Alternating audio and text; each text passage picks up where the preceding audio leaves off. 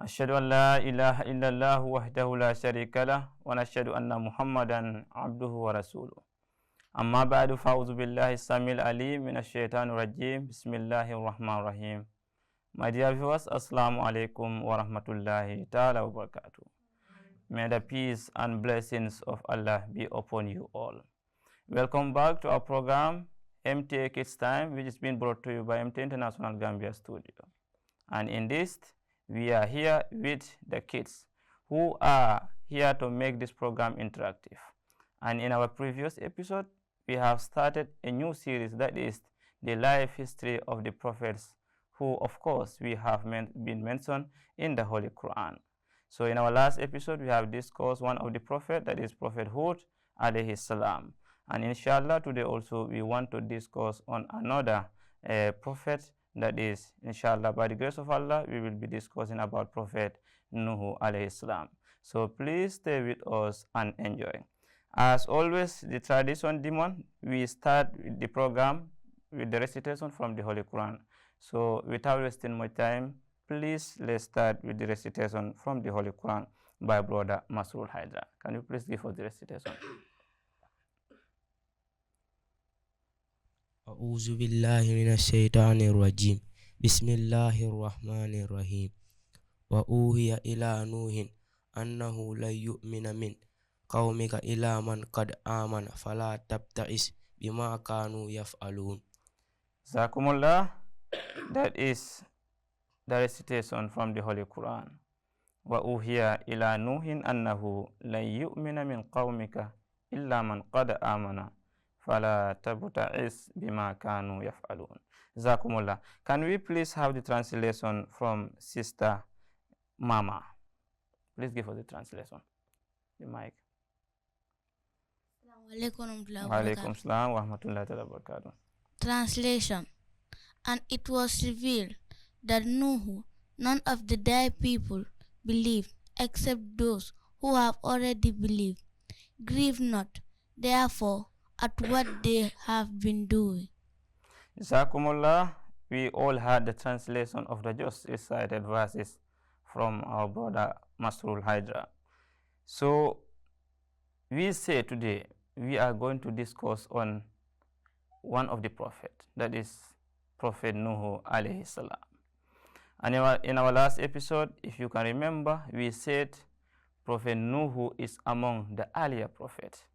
And in fact, it is stated he comes after Adam alayhi salam. And then we also said that civilization started with Prophet Nuh alayhi salam. And of course, he was also a law-bearing prophet, meaning he was given a new law to convey to the people, to teach the people who the Almighty Allah is. But also, we learn in history, and this is always the sunnah of Allah the Almighty, that Allah the Almighty told us, مَا يَأْتِيهِم مِّن رَسُولٍ إِلَّا كَانُوا بِهِ يَسْتَهْزِئُونَ. Whenever a prophet comes, what do? They mock at him. So, therefore, he is also one of them, a prophet who have come with a pure teaching from the Almighty Allah, telling people, worship me, or worship Allah alone, that is my Lord and your Lord. This is what he told the people. But then, they refuse. And Nuh alayhi salatu wasalam, we have learned in the Holy Quran, he has suffered a lot with his people. He has suffered a lot. Because it went to the extent that he in fact called his Lord, Inni da'awtu qawmi laylan wa nahara, falam yazidhum du'ai illa firara. This is what he said. I have called my people day and night, but there is no improvement, meaning they are not taking the message that I am conveying to them. He continued preaching to them. He continued calling them in the way of Allah the Almighty, but they resist. And it went to another point where now Allah has to interfere. He told Nuh, that is the verse we just recited here. Allah the Almighty called Nuh, O Nuh, from today onward, you will not have any bayat, Meaning nobody is going to take a pledge of allegiance at your hand. They are not going to believe in you. So the only thing that I'm going to ask you to do is go and make an ark. When you make that ark, you include all your family members and those who believe in you. The rest, I am going to destroy them completely. And he also further told Hazrat Nuh alayhi salatu wasalam that do not ask me to forgive these people. Do not interfere in the punishment that I'm going to impose upon them. Then Nuh carried on with the instruction, that is to make an ark. He was making an ark. And in the Holy Quran, we always know those who reject the Prophet, we said they mock at him. And he was also one of the victims who was mocked. When he was making the ark, it says, وَاسْنَعِ الْفُلْكَ بِأَعْيُنِنَا وَوَحْيِنَا وَلَا تُخَاطِبْنِي فِي الَّذِينَ ظَلَمُوا إِنَّهُمْ مُغْرَقُونَ. Allah the Almighty told Nuh, and build out arks, the arks under our eyes, and as commanded by our revelation. And address not me concerning the wrongdoers. They are solely going to be drawn. That is the punishment. They are going to be drawn. Then Nuh was making the ark. And when he was making the ark, and every time the chiefs of his people passed by him, when they passed and they saw him is making the ark, what will they do? They mock at him.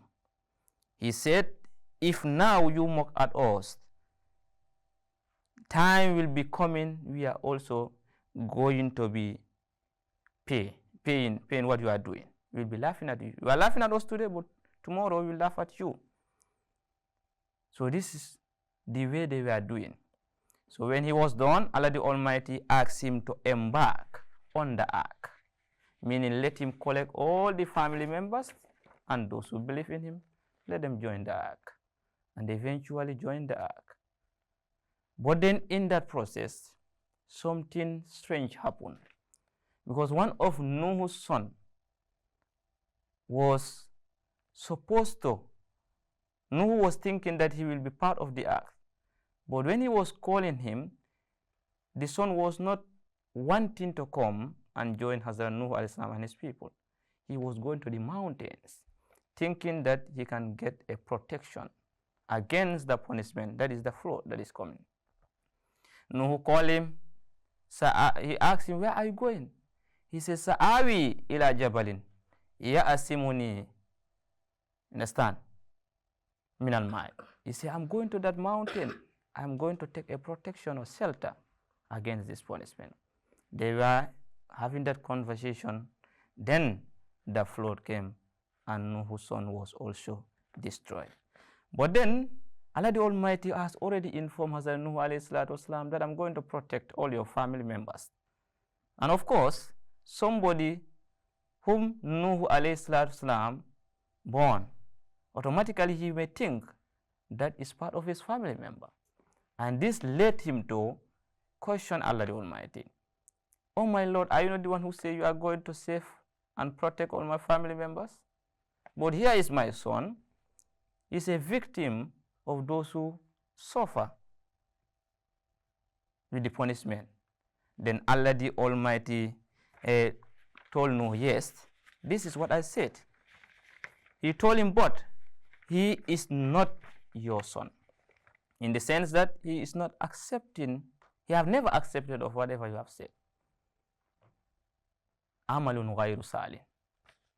He was doing things that are totally and far away from what you are doing, meaning he is not among your family members. This shows that prophets, their real family members are those who believe in them, not necessarily the one you born biologically, but the one who accept you. And this also we can connect it. And this is why the Holy Prophet Muhammad Mustafa Sallam, when Abu Jahl and other disbelievers were laughing at him, tell him that you don't have any male issue. Because we learn, Holy Prophet Sallam, all his children, the male one, they passed away at a young age. So they were mocking at him. Look at you, you don't have a male issue. Meaning when you die, you will not have anybody who is going to inherit you. But Allah the Almighty told him, Inna shani'aka huwal abtar. Your enemies are indeed the one who are abtar, without male issue. But we know Abu Jahl have children, Ikram ibn Jahl. But why Allah the Almighty is saying that they are the one without male issue? Meaning their children, according to the Holy Quran, like Surah Al Imran say, their children and their wealth is not going to benefit them. Because eventually they will enter Islam. And if they enter Islam, they are not going to be representing their fathers, but instead representing Islam under the banner of the Holy Prophet. So this is what it says. So they were punished, and Nuh embarked on the ark, and he was safe with his people. They went to a place called Jordan.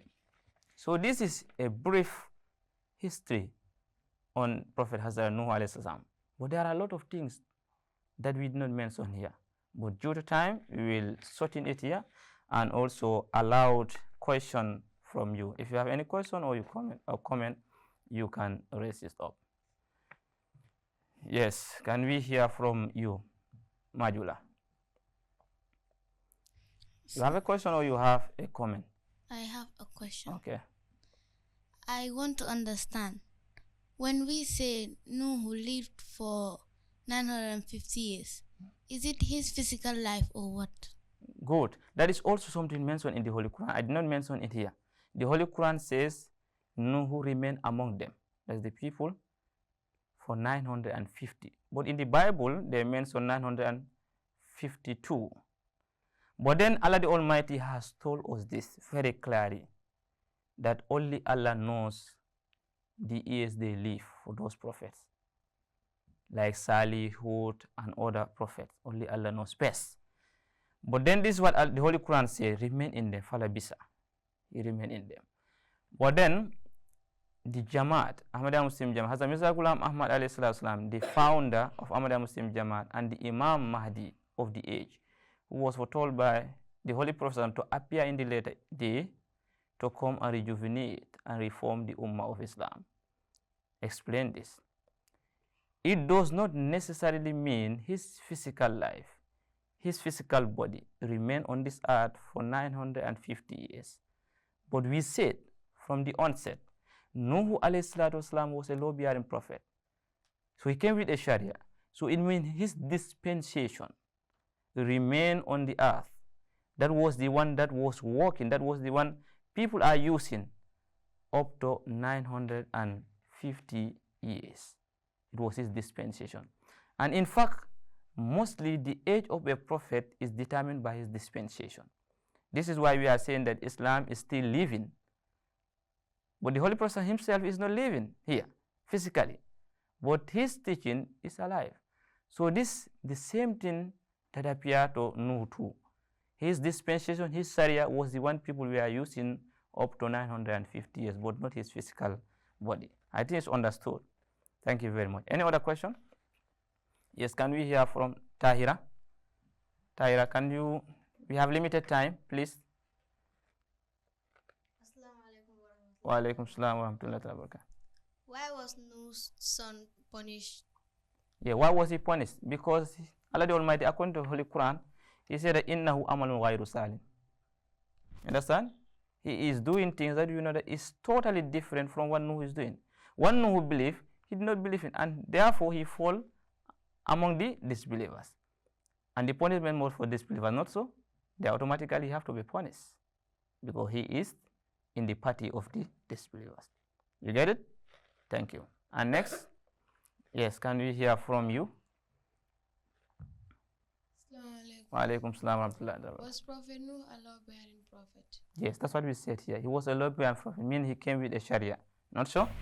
Yeah, but we have prophets who are not law-bearing prophet. But for Prophet Nuh was a law-bearing prophet. And any other question, please? Yes, can we hear from Hassan? Give him the mic, please. Wa alaikum salam wa rahmatullahi wa barakatuh. What punishment did the disbelievers receive? Yeah, the punishment was flood, rain. Rain come for a longer period of time. It was raining throughout.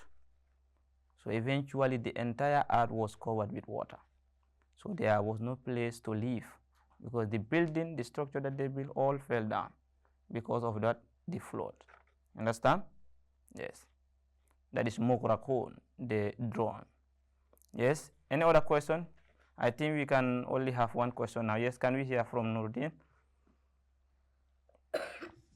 Why did the people didn't believe Hazrat Nuh? Yeah, why they did not believe in him? That is the sunnah of Allah. This is what Allah the Almighty says. He said that whenever prophet come, they are mocked at. So, and in the Holy Quran, there is a very unique thing that is mentioned. Wherever Allah the Almighty says, Aksaruhum, is either la yu'minun, fasikun, kafirun, la ya'akilun, la ya'alamun. Wherever Allah the Almighty says, most of them, he did not say they are believers, but they are disbelievers, or they are wrongdoers, or they are people without sense. This is what Allah the Almighty says. The smaller number always is with the prophet. Understand? So that is the sunnah. All prophets were rejected, and all prophets were having the smaller party. I think this is where time allowed us, and I know there are a lot of questions, but inshallah in our next episode, maybe we will try to cover them. Thank you very much for your participation. Dear viewers, this is what time allowed us. We have come to the end of another episode. In this episode, as we all know, we were discussing on another prophet, that is Prophet Nuh alayhi salatu wasalam, and we have seen what he have passed through and how he was rejected and what was the repercussion of those people who rejected him.